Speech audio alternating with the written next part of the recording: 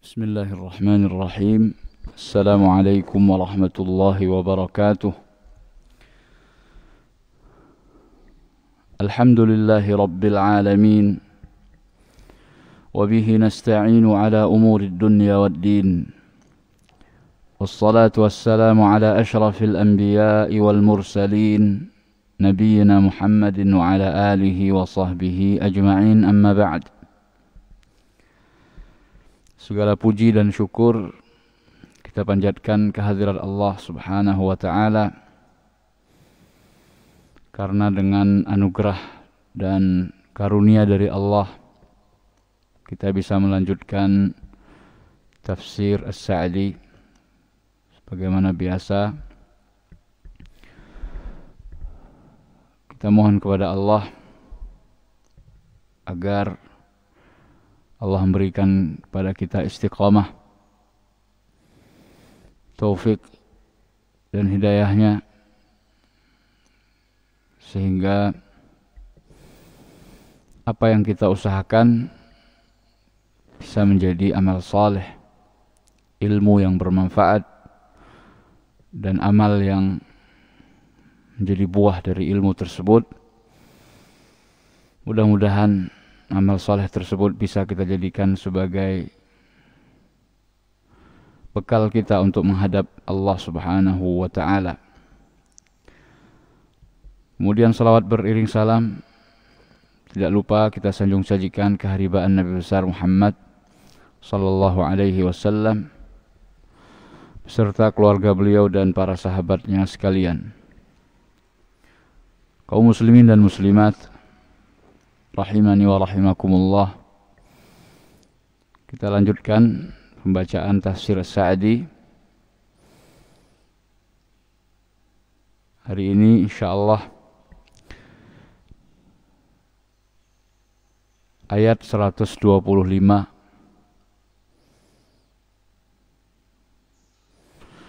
dari surat Al-Baqarah. A'udzu billahi minasy syaithanir rajim. Allah subhanahu wa ta'ala berfirman, Wa idh ja'alna al-bayta mathabatan lin-nasi wa amna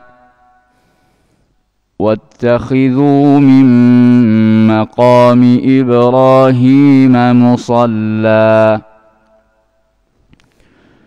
وعهدنا إلى إبراهيم وإسماعيل أن طهرا بيتي للطائفين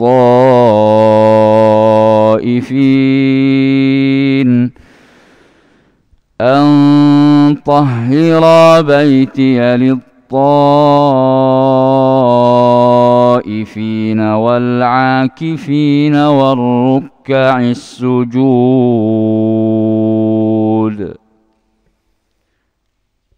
Dan ingatlah tatkala kami menjadikan rumah itu, yaitu Ka'bah, sebagai tempat kembali manusia dan rasa aman, maka jadikanlah sebagian dari makam Ibrahim sebagai tempat salat. Dan kami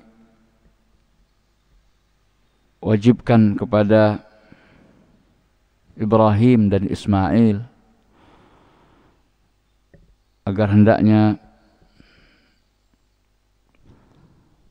mereka membersihkan, mensucikan rumahku bagi orang-orang yang melakukan tawaf dan yang beriktikaf serta yang ruku' dan sujud. Ma'asyiral muslimin wal muslimat rahimakumullah. Syekh Abdurrahman bin Nasir As-Sa'di rahimahullah mengatakan, ثم ذكر تعالى أنموذجا باقيا دالا على إمامة إبراهيم. Kemudian Allah Subhanahu wa taala menyebutkan beberapa contoh yang dilestarikan serta menunjukkan atas keimaman Nabi Ibrahim alaihissalam. Ya, sebagaimana yang kita sampaikan pada pertemuan sebelum ini, bahwa ayat-ayat ini insya Allah merupakan ayat-ayat tentang manasik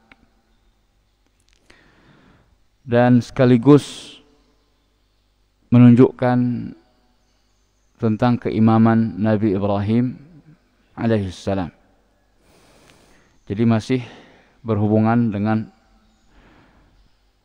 ayat sebelumnya, di mana Allah Subhanahu wa taala berfirman, qala inni ja'iluka lin-nasi imama. Janji Allah untuk menjadikan Nabi Ibrahim sebagai pemimpin, sebagai imam buat manusia. Nah, di antara dalil yang menunjukkan keimaman Nabi Ibrahim adalah ayat-ayat yang selanjutnya, yaitu yang terdapat pada rumah Allah atau Ka'bah. Karena sejarah membuktikan bahwa yang meninggikan bangunan Ka'bah untuk pertama sekali adalah Nabi Ibrahim alaihissalam serta anaknya Ismail. Wa huwa hadzal baitul haram. Kata Syekh, salah satu bukti tentang keimaman Nabi Ibrahim adalah inilah al-baitul haram, yaitu Ka'bah al-musharrafah, rumah Allah, alladzi ja'ala qasdahu ruknan min arkanil Islam, yang mana Allah menjadikan menuju ke Baitullah, menuju ke rumahnya itu sebagai rukun dari rukun-rukun Islam, yaitu rukun yang kelima, yang terakhir. Naik haji ke Baitullah ini disebut sebagai rukun terakhir dari Islam. Artinya orang yang sudah menjalankan rukun yang kelima dari rukun Islam, maka bisa disebut dia telah menyempurnakan rukun Islam.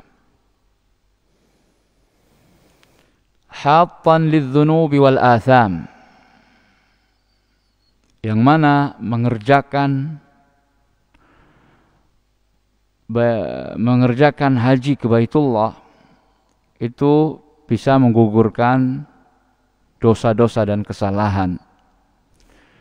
Wa fihi min atharil khalili wa dzurriyyatihi ma 'urifa bihi imamatuh. Dan di dalamnya ada bekas peninggalan Al-Khalil Nabi Ibrahim alaihissalam dan zurriyahnya, keturunannya, yang mana dengan itu dapat terlihat keimamannya, kepemimpinannya. Wa tadzakkarat bihi halatuh, dan akan mengingatkan pada keadaannya Nabi Ibrahim alaihissalam atau kisahnya. Faqal, Allah berfirman, wa idh ja'alna al-baita mathabatan lin-nasi wa amna. Apa yang disebut dengan mathabah? Ay marji'an. Dan ingatlah tatkala kami menjadikan rumah itu, al-bait, Baitullah, Ka'bah, sebagai mathabah. Mathabah kata Syekh As-Sa'di, marji'an, yaitu tempat kembali, yathubuna ilaih, manusia menuju kepadanya, lihusuli manafi'ihim ad-diniyati wad-dunyawiyah, untuk mendapatkan manfaat bagi mereka baik dari sisi din, agama maupun dunia. Yataraddaduna ilaih,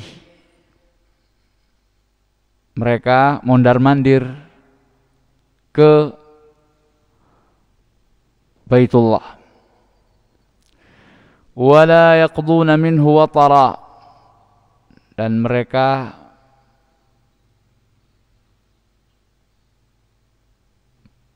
menghabiskan kerinduan di atau ingin bertemu dengan rumah Allah atau Ka'bah. Ya, Ka'bah adalah sesuatu yang sangat dirindukan. Bahkan orang yang sudah sering ke Baitullah juga masih kangen atau rindu. Apalagi yang belum pernah ke sana. Mathabah,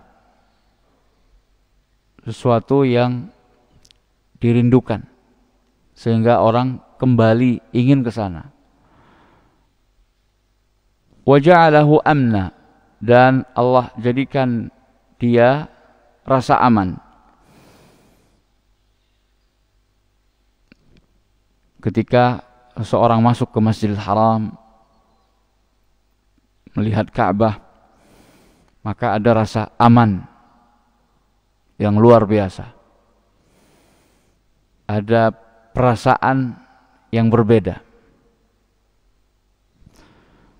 Ya'manu bihi kullu ahad, semuanya merasa aman. Hatta al-wahsh, sampai binatang yang liar sekalipun tidak boleh diganggu. Wa hatta al-jamadat kal ashjar, bahkan benda mati sekalipun, seperti pohon. Pohon di tanah haram itu tidak boleh ditebang ketika pohon itu tumbuh dengan sendirinya. Tapi kalau pohon yang ditanam oleh manusia, boleh. Walihada kanu fil jahiliyati ala syirkihim yahtarimuna ashadda al-ihtiram. Oleh karena itu, mereka, yaitu orang-orang Arab di masa jahiliyah, walaupun mereka berada di atas kesyirikan mereka, jadi notabene mereka itu adalah orang-orang musyrik, tetapi mereka sangat menghormati rumah Allah tersebut dengan sebesar-besar penghormatan. Wa yajidu ahaduhum qatila abihi fil haram fala yuhayyijhu, sampai-sampai seseorang menemukan atau mendapatkan pembunuh bapaknya sendiri di tanah haram, maka dia tidak mengganggunya karena kehormatan tanah suci atau tanah haram.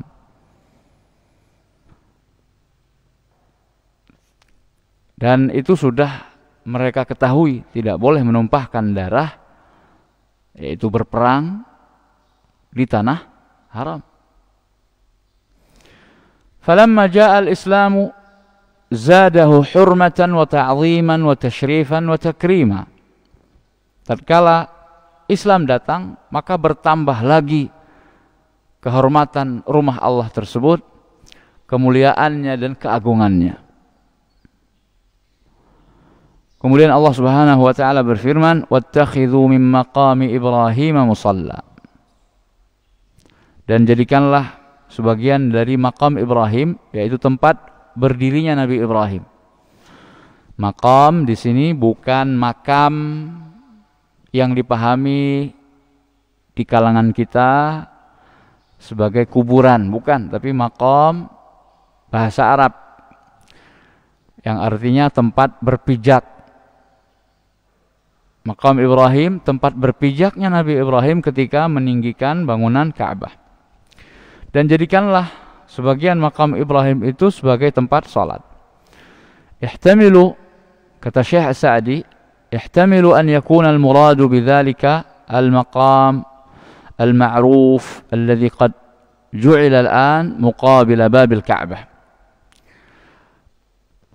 Bisa jadi kemungkinan yang dimaksudkan dengan makam itu adalah makam yang ma'ruf, yaitu tempat berdirinya Nabi Ibrahim, yang sekarang dijadikan berhadapan dengan pintu Ka'bah.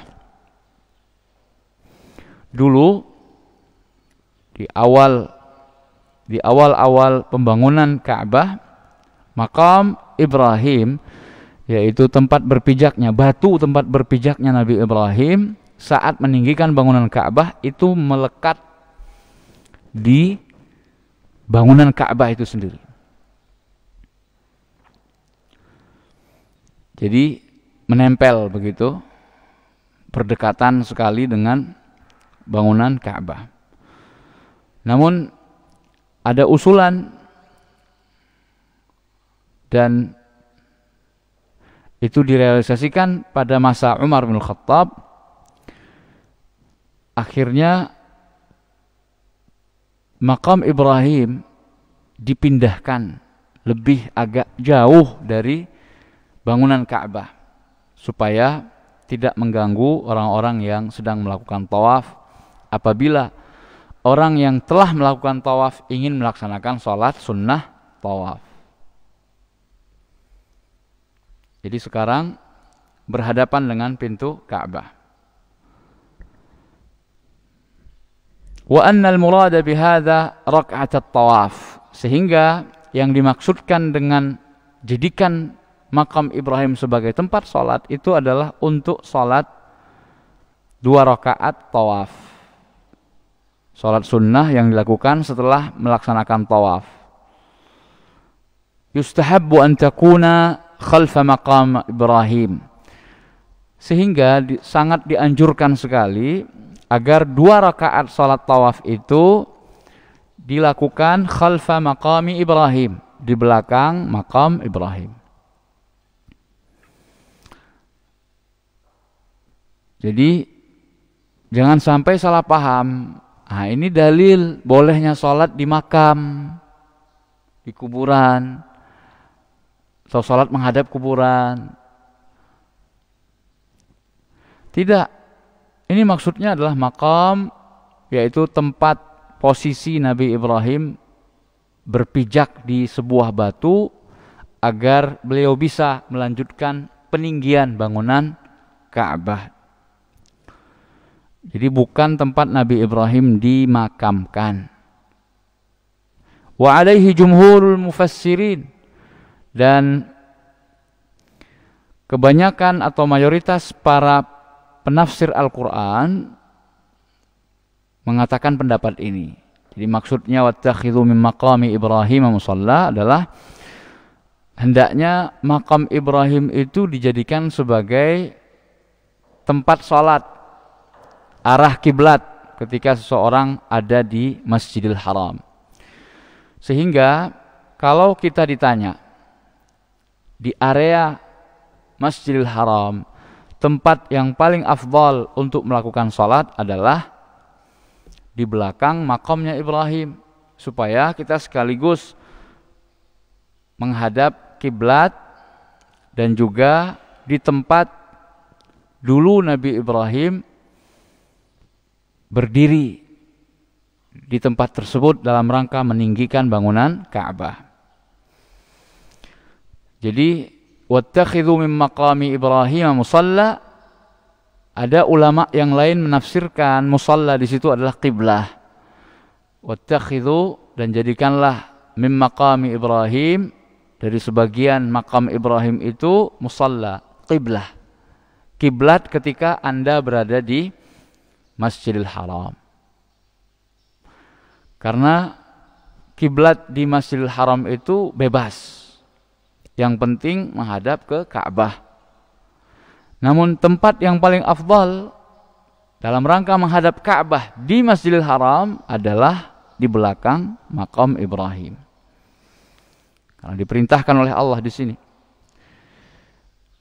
Namun yang paling masuk ke dalam ayat ini adalah salat sunnah 2 rakaat tawaf. Sebagaimana yang dipilih oleh jumhur mufassirin, mayoritas para pentafsir Al-Quran. Wa yahtamilu, ada tafsir yang lain, wa yahtamilu an yakuna al-maqamu mufradan mudhafan. Bisa jadi juga yang dimaksudkan dengan maqam di situ adalah kata yang lebih umum. Faya'ummu jami'a maqamati Ibrahim fil hajj. Maka mencakup seluruh maqam kedudukan Nabi Ibrahim di manasik haji. Wahiyal masyairu kulluha. Dan maqam Ibrahim yang dimaksudkan dengan makna yang umum ini, maka termasuk al-masyair, tempat-tempat pelaksanaan ibadah haji seluruhnya. Minat tawafi was-sa'i, seperti tawaf, sa'i, wal wuqufi bi Arafah, wukuf di Arafah, wa Muzdalifah, bermalam di Muzdalifah, wa ramyil jimar, wan nahr, melempar jamarat dan menyembelih kurban, wa ghairi dzalika min af'alil hajj, dan perbuatan-perbuatan haji yang lainnya. Mencukur, bermalam di Mina. Ini termasuk maqam Ibrahim. Ini makna yang lebih umum. Fayakunu makna qawlihi musalla. Kalau demikian maksud dari maqam Ibrahim, maka yang dimaksudkan dengan musalla ay ma'badan, yaitu tempat beribadah. Artinya jadikanlah masyair, tempat-tempat pelaksanaan ibadah haji itu saat-saat melaksanakan pekerjaan perbuatan di dalam ibadah haji sebagai tempat beribadah kepada Allah Subhanahu wa taala, mengikuti Nabi Ibrahim. Atau dengan kata lain, kata Syekh As-Sa'di, iqtadu bihi fi sya'airil hajj. Contohlah Nabi Ibrahim di dalam pelaksanaan masyair haji. ولعل هذا المعنى أولى لدخول المعنى الأول فيه. Beliau mengatakan mudah-mudahan makna inilah yang lebih bagus karena sifatnya lebih umum, lidukhulil ma'na al-awwal fih, karena makna yang pertama, kemungkinan yang pertama juga masuk ke dalam hal ini. Wahtimalil lafzilah, dan juga lafadznya yang umum sehingga bisa mencakup. Maqam Ibrahim itu bukan hanya tempat berpijaknya Nabi Ibrahim, tapi ibadah-ibadah yang dilakukan oleh Nabi Ibrahim dalam rangka untuk manasik haji, perbuatan-perbuatan di dalam ibadah haji, itu semuanya bisa disebut dengan maqam Ibrahim. Namun yang lebih rajih insyaallah, ya, ini pilihan beliau. Namun kita tidak wajib untuk taklid dengan apa yang dipilih oleh seorang ulama, walaupun kitab tafsirnya kita jadikan sebagai kitab panduan. Dalam hal ini kita lebih mentarjih atau memilih pendapat jumhur mufassir Al-Quran. Maksudnya wattakhidhu min maqami Ibrahim musalla adalah maqam Ibrahim yang memang populer atau yang luas dikenal. Semua orang kalau ditanya Maqam Ibrahim, mana maqam Ibrahim?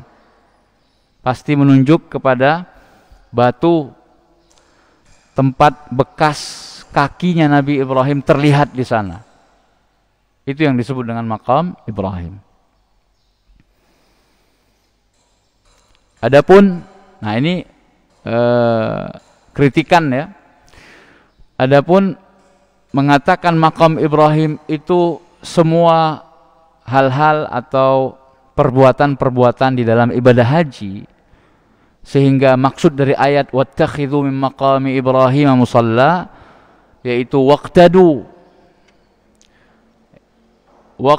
bihi fi sya'airil hajj. Ini ada sedikit pertentangan atau kritikan. Bagaimana dengan Nabi SAW telah mensyariatkan manasik haji. Jadi manasik haji yang kita lakukan itu sebenarnya adalah mengikuti Nabi Muhammad SAW, bukan mengikuti Nabi yang lain. Walaupun Nabi yang lain, yaitu Nabi Ibrahim dalam hal ini, sebagai orang pertama yang melakukannya. Contoh, melempar jamarat, melempar jumrah atau jamrah ya, yang lebih tepat jamrah. Melempar jamrah itu di masa Nabi Ibrahim. Pada saat itu Nabi Ibrahim melempar syaitan yang menggoda beliau untuk tidak melaksanakan perintah Allah menyembelih Ismail. Maka Nabi Ibrahim melemparnya dengan keras. Melempar syaitan pada waktu itu yang dilakukan oleh Nabi Ibrahim dengan keras. Namun ketika sudah menjadi syariatnya Nabi Muhammad SAW, sudah menjadi manasik haji di mana kita mengikuti dan mencontoh Nabi SAW, Nabi mencontohkannya dengan perlahan dan penuh kelemah lembutan. Jadi Nabi ketika mengajarkan kepada para sahabat tentang bagaimana cara melempar dan dengan apa mereka melempar, itu diajarkan sama Nabi. Kerikil yang dijadikan untuk melempar itu, Nabi SAW mengatakan tidak lebih besar dari 1 ruas jari dan tidak lebih kecil dari kacang hummus. Kacang hummus itu kacang-kacangan yang biasa dijadikan sebagai lauk orang-orang Syam. Hummus. Jadi termasuk jenis kacang-kacangan, jadi tidak boleh lebih kecil dari kacang hummus. Dan tidak boleh lebih besar dari 1 ruas jari. Ukuran sudah ditetapkan oleh Nabi. Kemudian cara melempar, Nabi melemparkannya begini. Setiap kali melempar, beliau bertakbir. Allahu Akbar, Allahu Akbar, Allahu Akbar. Jadi bukan seperti gaya orang tolak peluru. Ya, ada salah satu bidang olahraga tolak peluru. Jadi berputar kemudian tolak begitu, atau lempar seperti orang lempar lembing, sejauh-jauhnya kan begitu, sekuat-kuatnya. Tidak seperti itu. Makanya disunnahkan ketika melempar jamrah itu kita mengambil posisi yang dekat dengan telaga itu. Ustadz, padat, rame, tunggu. Ketika mereka sudah selesai, kita pelan-pelan. Kalau sudah dekat, baru kita lempar. Jangan lempar dari jauh, Ustadz, supaya selamat dari kerikil nyasar. Maka saya ambil ancang-ancang jauh, sehingga supaya masuk ke tujuan pelemparan. Jadi tujuan melempar itu adalah memasukkan kerikil ke dalam haud. Haud itu telaga yang memang disediakan. Bukan melempar dinding yang sengaja dibuat oleh pemerintah Saudi supaya batu itu tidak keluar dari sasarannya. Jadi supaya menghantam dinding, jatuhlah ke tempat tujuan. Sehingga kalaupun nggak kena dinding tersebut, kita melemparkannya ke dalam kolam itu sah. Justru menjadi tidak sah ketika saking kuatnya kita melempar dindingnya, karena kita anggap wah ini perwakilan setan. Jadi seakan-akan ini setan yang gede banget dilempar sekuat-kuatnya. Saking kuatnya mental, kerikilnya mental keluar, nggak sah. Ganti kerikil yang lain. Misalnya 7 lemparan, 1 kerikil keluar, maka harus cari kerikil yang lain yang ada di situ misalnya untuk lempar lagi. Karena baru sah, dianggap sah kalau masuk ke dalam telaga atau haud, kolam itu tidak ada airnya ya. Karena itulah yang disebut dengan jamrah, bukan melempar batunya. Dulu di zaman-zaman tahun 60-an ya, belum ada batu sebesar itu. Dan adanya batu itu supaya memudahkan orang sebenarnya, agar kerikil yang dilemparkan, hasad yang dilemparkan itu tidak keluar. Dan sekali lagi, Nabi SAW mengajarkan kelemah lembutan ketika melempar jamrah.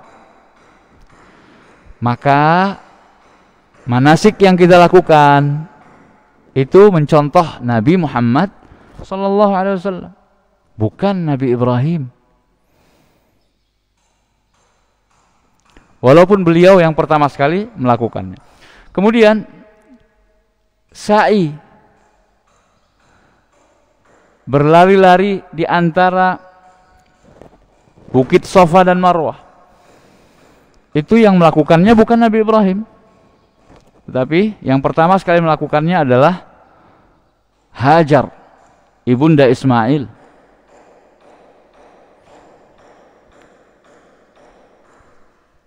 Dia adalah seorang wanita.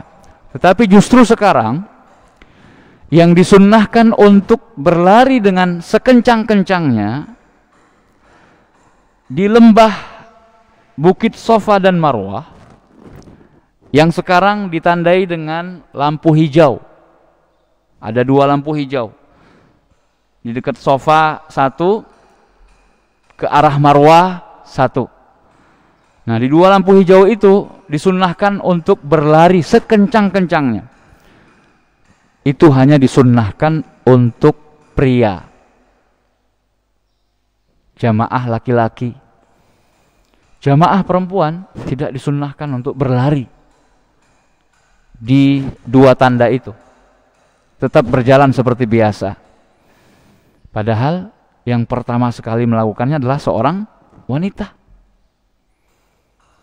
Berarti manasik yang kita lakukan itu sebenarnya mengikuti syariatnya Nabi Muhammad SAW, bukan orang sebelum beliau.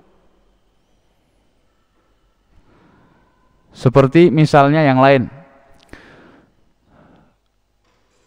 orang-orang Quraisy jahiliyah dulu ketika melaksanakan ibadah haji. Jadi sebelum Nabi SAW berhasil menguasai Fathu Makkah ya, pelaksanaan ibadah haji yang dikelola dan yang diatur oleh Quraisy di masa jahiliyah,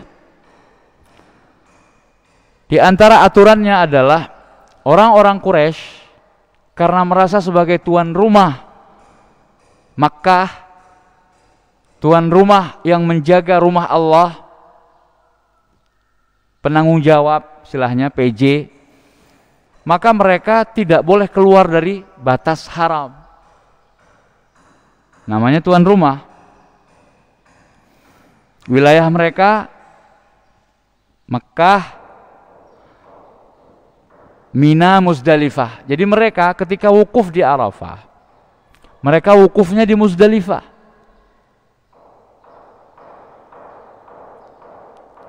Kenapa? Karena kami tuan rumah.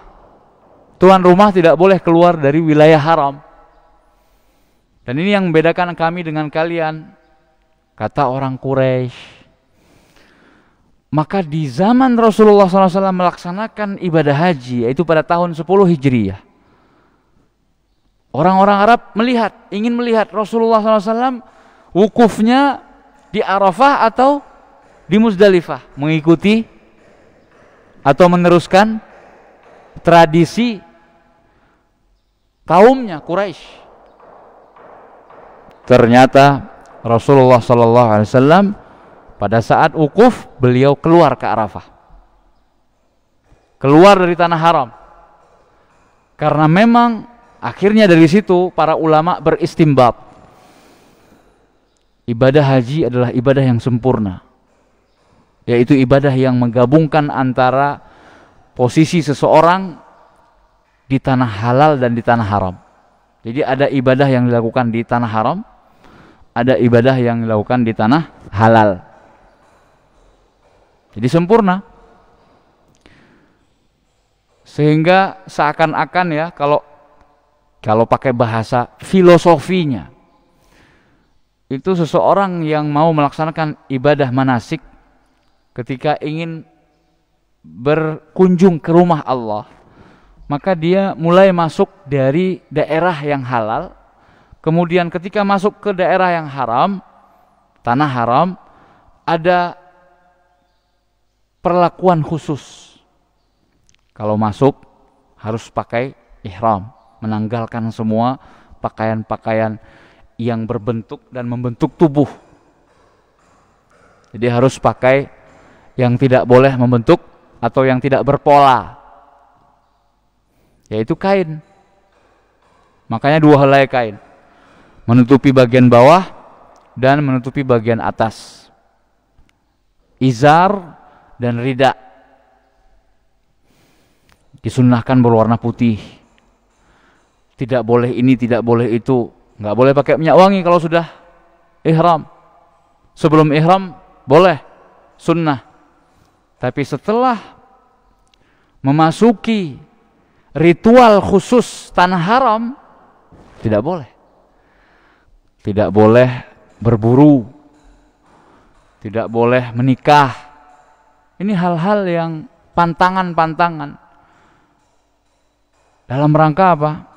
Ta'ziman li sya'ni baitillah, pengagungan kedudukan rumah Allah. Ingat, kita sekarang sedang di mana?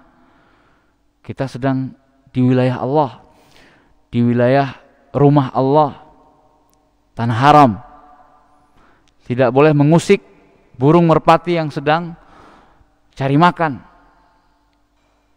dikejar kemudian takut-takuti, itu nggak boleh. Makanya saking amannya tanah haram sampai seperti itu, binatang saja merasa aman sekali di tanah haram.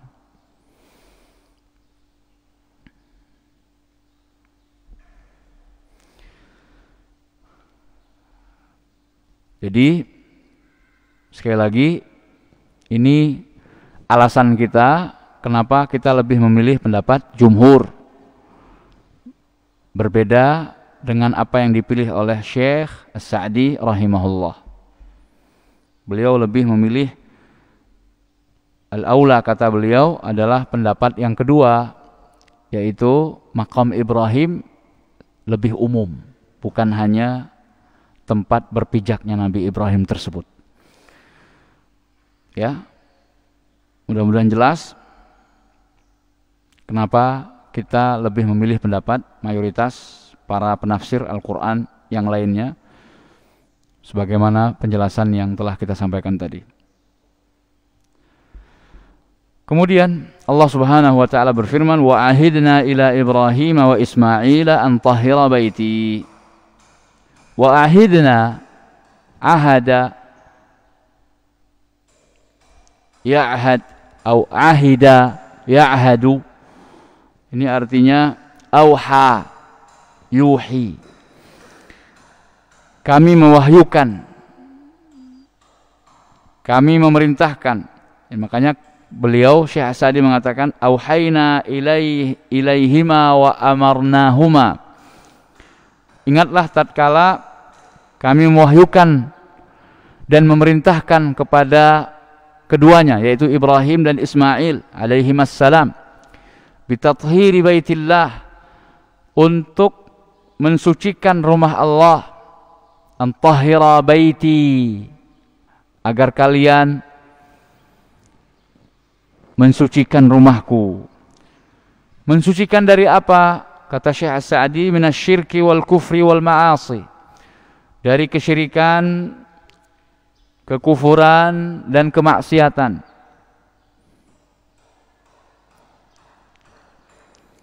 Rumah Allah, maka sudah sepantasnya lah kita mentauhidkannya.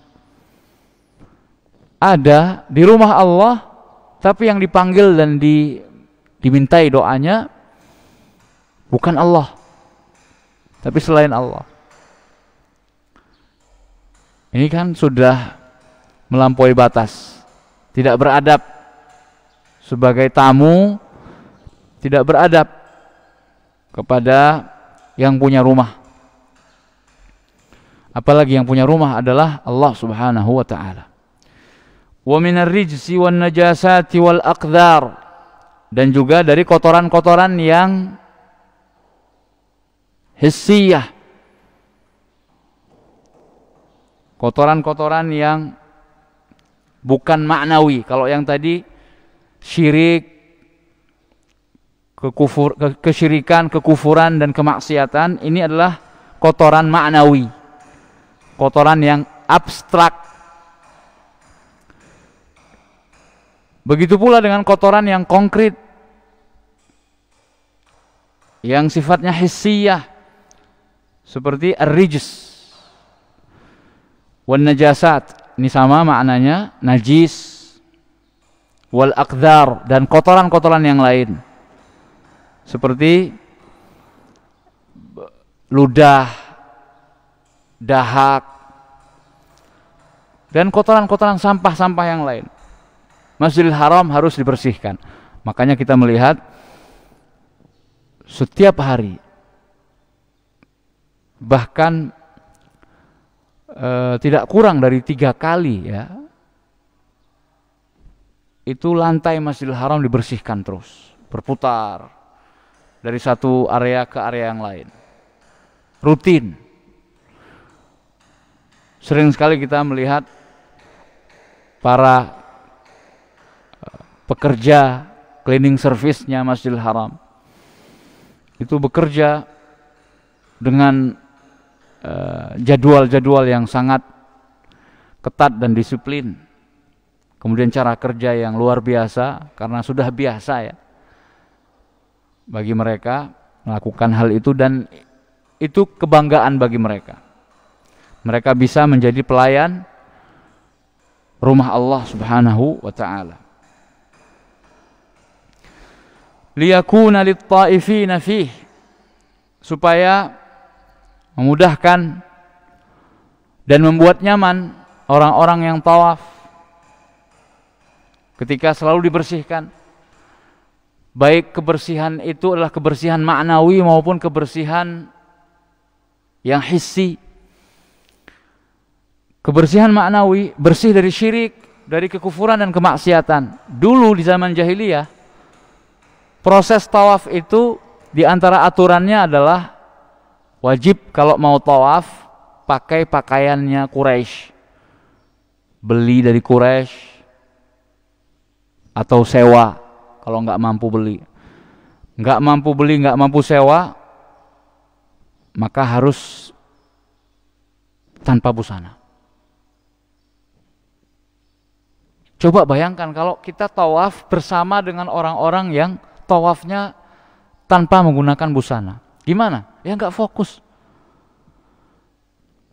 Merasa jijik ya. Tapi begitulah dulu pelaksanaan ibadah haji di zaman jahiliyah. Tergantung dari aturan penguasa pada waktu itu.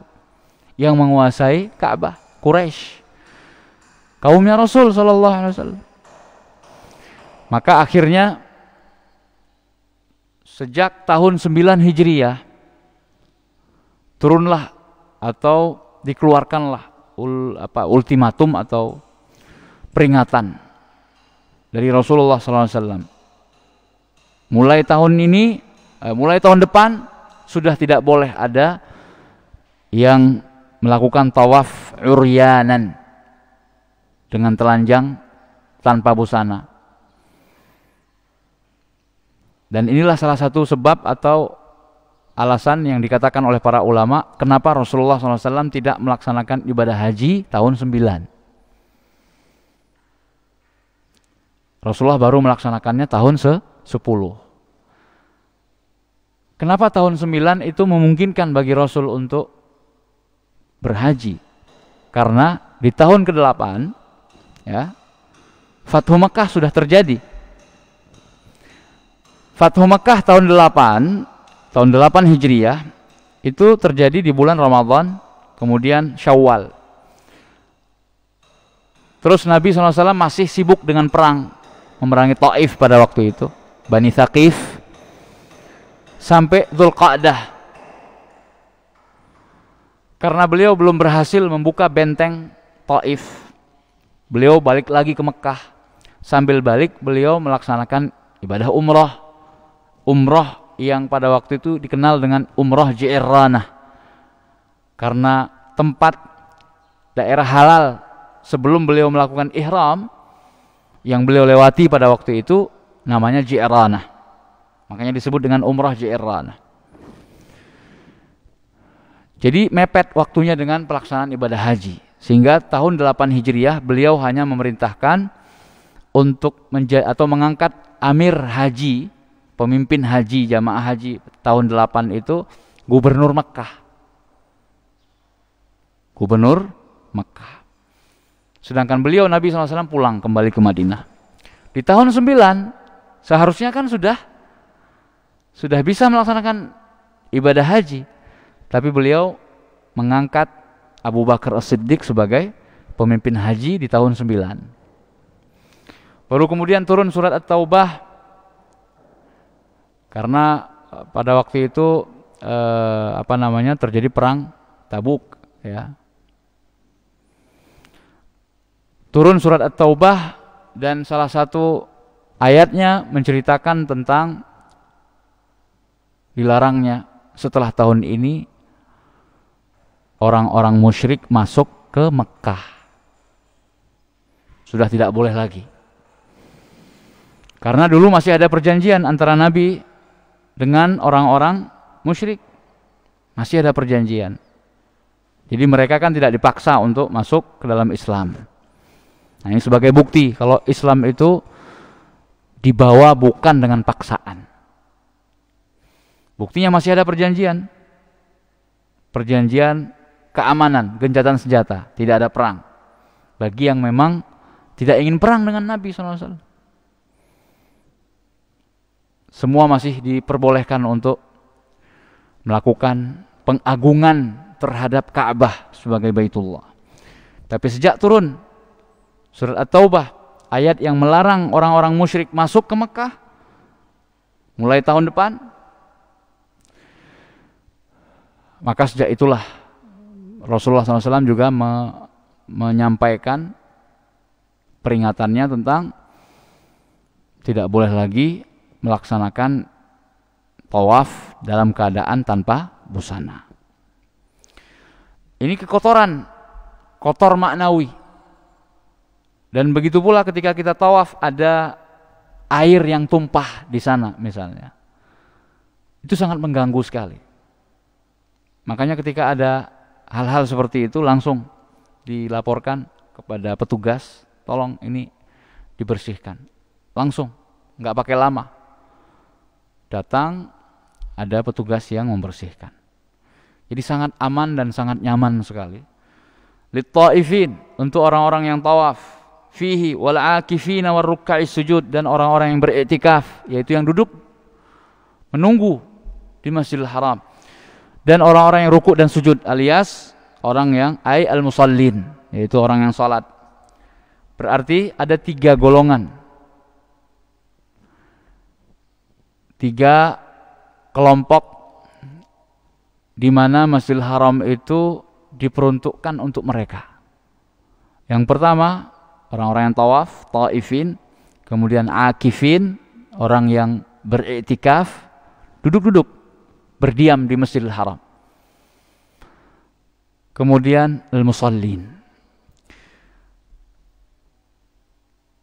Quddimat tawaf liikhtisasihi bil Masjidil Haram. Kata Syekh As-Sa'di, didahulukan tawaf karena dia merupakan kekhususan Masjidil Haram. Tidak ada tawaf di muka bumi ini kecuali di Masjidil Haram. Enggak boleh kita tawaf Masjid Nabawi. Apalagi masjid-masjid yang selain daripada keduanya. Masjid Nabawi, kemudian Masjid Al-Aqsa, ini tidak boleh dijadikan sebagai tempat tawaf. Tawaf itu hanya di Masjidil Haram, di Ka'bah. Thumma al-i'tikaf, kemudian Allah sebutkan setelah tawaf i'tikaf. Lianna min syartihi al-masjid mutlaqa, karena di antara syarat i'tikaf adalah masjid. Thumma as-salah ma'a annaha afdal. Kemudian Allah menyebutkan salat yang ketiga, walaupun sebenarnya dia lebih afdal daripada i'tikaf. Lihadzal ma'na, dilihat dari sisi ini atau dari sudut pandang ini. Wa adhafa al-bari al-baita ilaihi li fawaid. Kemudian Allah Subhanahu wa taala menisbatkan rumah tersebut kepada dirinya.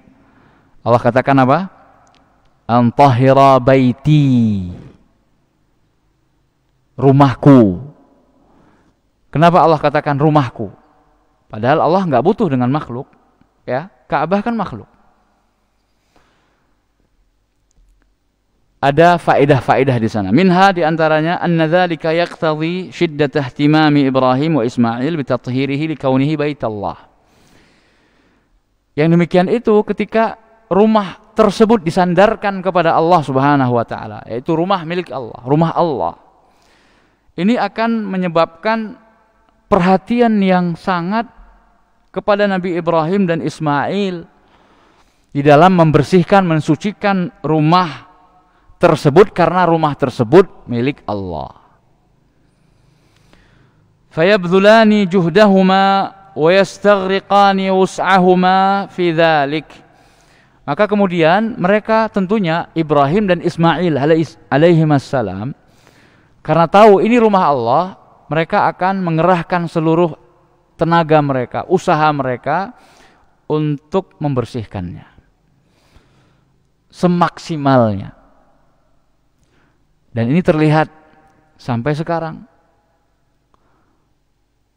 Usaha pembersihan dan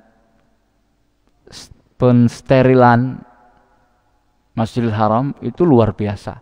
Jadi pakai udah wangi, kemudian ada kayak karbol begitu. Ya.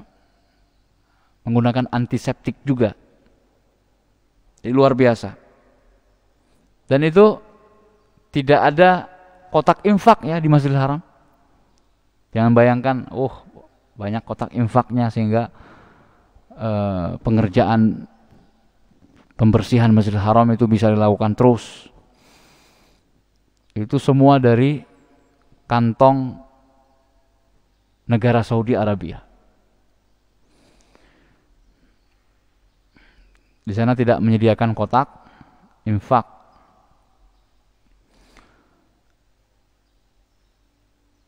Wa minha, kemudian di antara faidah yang lain kenapa Allah menyebut rumahku, antahira baiti, annal idhafah taqtadhi at-tashrif wal ikram. Penyandaran tersebut berkonsekuensi pengagungan dan pemuliaan terhadap rumah tersebut. Fa fi dhimniha amara ibadahu bi ta'zimihi wa takrimihi. Maka termasuk ke dalam konsekuensinya, konsekuensi dari penyebutan rumah itu dengan rumah Allah, Allah merintahkan hamba-hambanya untuk mengagungkan dan memuliakan Ka'bah. Makanya diberi kiswah, ya, kemudian setiap tahun dicuci. Biasanya sebelum masuk Ramadan dicuci. Dan sebelum pelaksanaan ibadah haji 2 kali. Setahun dua kali. Biasanya sebelum Ramadan, yaitu di bulan Sya'ban. Kemudian yang kedua sebelum pelaksanaan ibadah haji, ya, atau sebelum puncak pelaksanaan ibadah haji.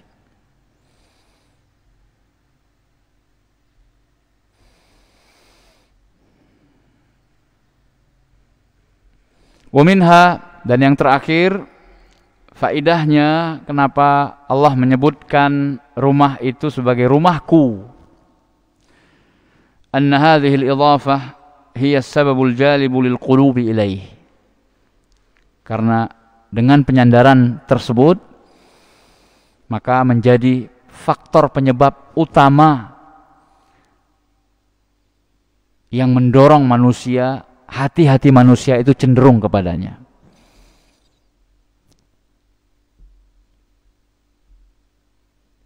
Masjid ini rumah siapa? Rumah Allah. Semua masjid itu rumah Allah. Tetapi cuma satu yang Allah nisbatkan rumahnya itu dengan dirinya, baiti, yaitu Ka'bah. Ini menunjukkan kalau Ka'bah, Baitullah itu masjid yang paling utama dan masjid nomor 1 yang paling suci dan yang paling diagungkan di dalam agama kita. Kalau antum misalnya bernazar, nazartu, misalnya ya, nazartu an a'takif fi Masjidin Nabawi lailan mutlaqa. Antum bernazar secara mutlak, tidak mengaitkan dengan keberhasilan atau kesuksesan sesuatu begitu. Secara keinginan antum, memang antum ingin bernazar akan melaksanakan i'tikaf di Masjid Nabawi selama 1 malam. Kenapa Mas Anda bernazar demikian? Ya karena Allah, lillah. Bukan karena, kalau kan biasanya begitu, nazar karena lulus misalnya. Kalau saya lulus, saya akan nazar sekian. Kalau orang tua saya disembuhkan oleh Allah, saya akan bernazar ini dan seterusnya. Yang seperti itu makruh sebenarnya. Hukum bernazar seperti itu makruh. Tetapi kalau sudah dinazari, wajib untuk melaksanakannya. Yang sunnah dan yang bagus bagaimana? Yang tanpa ada kaitan, mutlak. Nazartu an a'takif fi hadzal masjid lailan lillahi ta'ala. Saya bernazar akan i'tikaf di masjid ini 1 malam karena Allah. Enggak ada apa-apa. Atau saya bernazar akan memberikan 100.000 untuk orang miskin di kampung A. Lillah. Tidak ada kaitannya dengan keberhasilan dia atau kesembuhannya. Ini yang bagus. Ya, intinya tadi ya, kita ambil contoh, aku bernazar akan i'tikaf 1 malam di Masjid Nabawi lillahi ta'ala. Antum datang ke sana, ke Madinah atau ke Saudi. Sampai di Saudi, antum penerbangannya ternyata penerbangan Jeddah, Jakarta, Jeddah. Sampai di Jeddah, antum berpikir, wah ini lebih dekat ke Mekah daripada ke Madinah. Boleh nggak antum mengganti nazar antum tadi? Antum nazarnya apa? Masjid Nabawi. Boleh nggak antum ganti Masjid Nabawi dengan Masjidil Haram? Al-jawab, boleh. Karena Masjidil Haram afdal wa aula min Masjidil Nabawi. Masjidil Haram itu lebih afdal. Salat di sana 100.000 kali. Berarti iktikaf di sana 100.000 kali iktikaf di masjid-masjid yang lain. Kecuali Masjid Nabawi. Masjid Nabawi 1000 kali. Jadi perbandingan antara Masjidil Haram dengan Masjid Nabawi 100 kali lipat. Maka untuk kasus tersebut, antum mengganti nazar antum, yaitu mengganti tempatnya dengan yang lebih baik, kata para ulama, dan ini bisa antum pelajari dalam fikih tentang al-aiman, kitabul aiman, kitab tentang sumpah, nazar. Karena nazar itu termasuk ke dalam pembahasan sumpah. Jadi seakan-akan seorang itu bersumpah, bertekad ingin melaksanakan sesuatu, cuma bentuknya nazar. Nazar ya, bukan nazar. Nazar lain lagi, babnya berbeda. Jadi begitu, ini untuk menunjukkan tentang keutamaan Masjidil Haram, Ka'bah Baitullah.